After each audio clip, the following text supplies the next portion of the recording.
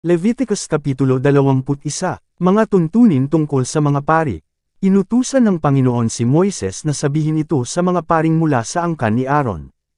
Huwag ninyong dudungisan ang inyong sarili sa pamamagitan ng paglapit o paghipos sa bangkay ng tao, maliban na lamang kung ang namatay ay malapit ninyong kamag-anak gaya ng inyong ina, ama, anak, kapatid na lalaki, o dalagang kapatid at walang inaasahan kundi kayo. Huwag din ninyong dungisan ang inyong sarili sa inyong pagpunta sa libing ng kamag-anak ng inyong asawa. Kung kayo ay magluluksa sa patay, huwag ninyong aahitin ang inyong buhok o puputulan ang inyong balbas o susugatan ang inyong katawan. Italaga ninyo ang inyong sarili para sa akin na inyong Diyos, at huwag ninyong lapastanganan ang aking pangalan. Ito ay dapat ninyong gawin dahil kayo ang nag-aalay ng mga handog sa pamamagitan ng apoy, para sa akin na siyang pagkain ko. Huwag kayong mag-asawa ng babaeng marumi dahil nagbebenta siya ng panandaliang aliw, o ng babaeng hiwalay sa asawa, dahil kayo ay hinirang ko para sa aking sarili. Kinakailangan kayo ay ituring na banal ng inyong kapwa Israelita dahil kayo ang nag-aalay ng mga handog para sa akin. Dapat nila kayong ituring na banal dahil ako ang Panginoon ay banal at ginawa kong banal ang aking mga tao. Kung kayo ay may anak na babae na nagdudulot ng kahihiyan sa inyo dahil sa nagbebenta siya ng panandaliang aliw, siya ay ituturing na marumi, dapat siyang sunugin. Kung ang punong pari ay namatayan ng kamag-anak, huwag niyang guguluhin ang kanyang buhok ni pupunitan ang kanyang damit bilang tanda ng pagluluksa. Dapat din niyang iwasan ang paglapit sa patay kahit na iyon ay kanyang ama o ina. At dahil siya ay itinalaga sa akin bilang punong pari sa pamamagitan ng pagpapahid sa kanya ng langis ng pagtatalaga, hindi siya dapat umalis sa toldang tipanan dahil kapag siya ay umalis doon at sumama sa libing, marurumihan ang tolda. Ako ang Panginoon. Kung ang punong pari ay mag-aasawa, dapat Israelitang katulad niya at tunay na dalaga. Huwag siyang mag-aasawa ng byuda, o ng babaeng hiwalay sa asawa, o ng babaeng marumi na nagbebenta ng panandaliang aliw, upang sa ganoon ay walang maging kapintasan ang mga anak niya. Ako ang Panginoong humirang sa kanya para siya ay maging banal. Inutusan ng Panginoon si Moises na sabihin ito kay Aaron. Walang sinuman sa angkan mo hanggang sa susunod pang mga henerasyon na may kapansanan ang katawan na makapaghahandog sa akin ng mga handog na pagkain.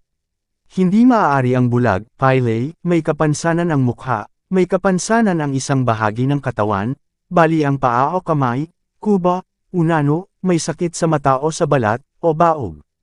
Kaya kung ang angkan ni Aaron ay may kapansanan sa katawan, hindi siya maaaring maghandog sa akin ng mga handog sa pamamagitan ng apoy na siyang pagkain ko. Hindi rin siya maaaring pumasok sa banal na lugar o lumapit sa altar dahil madudungisan ang aking tolda. Pero maaari siyang kumain ng mga pagkaing bahagi ng mga pari sa mga banal at pinakabanal na handog. Ako ang Panginoong nagtalaga sa inyo para maging akin. Ang lahat ng ito ay sinabi ni Moises kay Aaron at sa mga anak niyang lalaki at sa lahat ng mga Israelita. Leviticus Kapitulo 22, Ang mga handog sa Panginoon. Inutusan ng Panginoon si Moises na sabihin ito kay Aaron at sa mga anak niyang lalaki. Huwag ninyong lapastanganan ang banal kong pangalan. Igalang ninyo ang mga handog na inihahandog sa akin ng mga Israelita.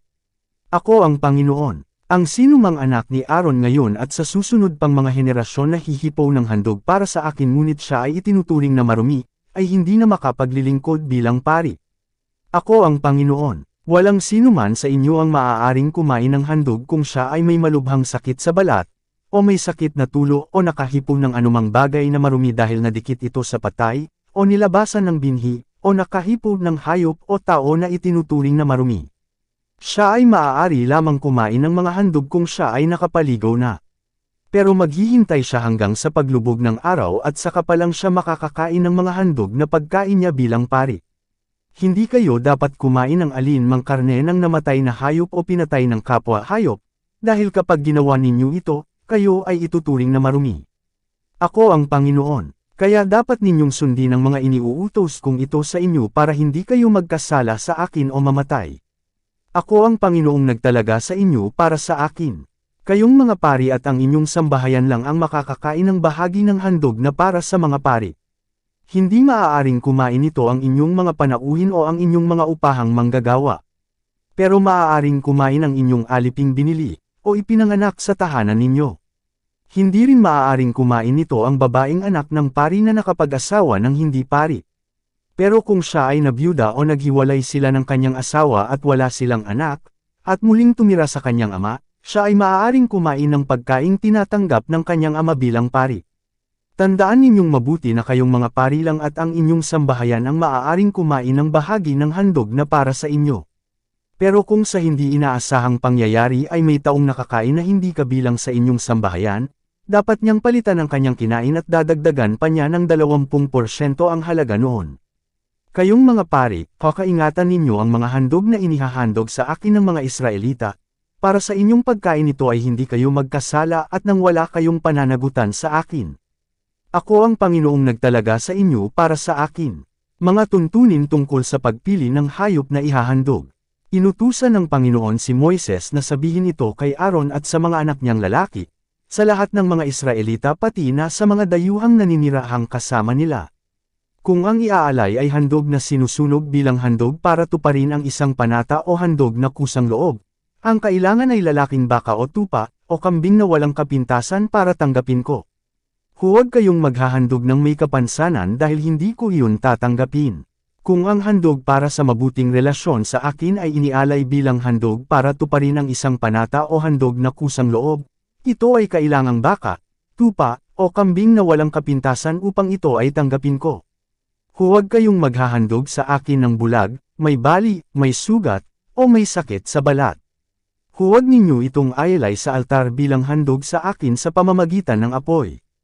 Pero maaari kayong mag-alay ng handog na kusang loob na baka o tupang bansot o may kapansanan ng isang bahagi ng katawan, pero hindi ito maaaring ialay bilang handog para tuparin ang isang panata.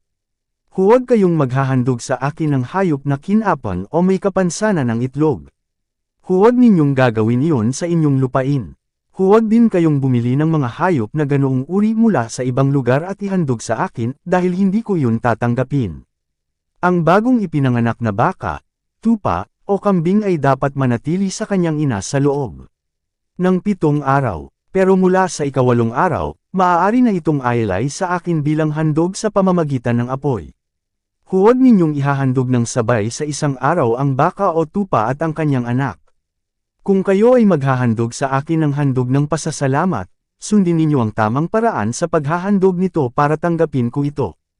At dapat ninyo itong kainin sa araw ding iyon ng paghahandog at huwag kayong magtitira hanggang sa kinabukasan. Ako ang Panginoon. Sundin ninyo ang aking mga utos. Ako ang Panginoon. Huwag ninyong lapastanganan ang banal kong pangalan, at ako ay kilalanin ninyong banal. Ako ang Panginoong nagtalaga sa inyo para sa akin. Ako ang naglabas sa inyo sa Ehipto para maging Diyos ninyo. Ako ang Panginoon.